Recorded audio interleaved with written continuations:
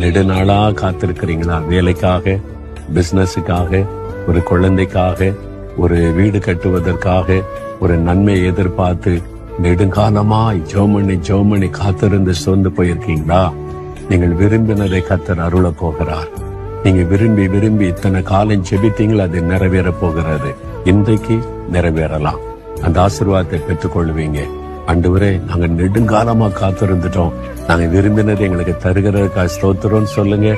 அந்த அற்புதம் உங்களுக்கு நடக்கும். மகளே உனக்கு தான், மகனே உனக்கு தான் ஆண்டவர் சொல்லுகிறார். இப்ப ஜெபிக்கலாமா?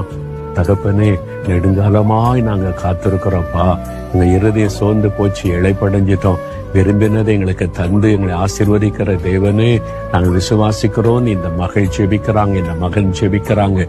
இயேசு கிறிஸ்துவின் நாமத்தில் இந்த ஆசீர்வாதம் அவங்களுக்கு உண்டாகட்டும். மகிழ்ந்து களி கூற செய்யும். இயேசுவின் நாமத்தில் ஜெபிக்கிறோம் பிதாவே. ஆமென்.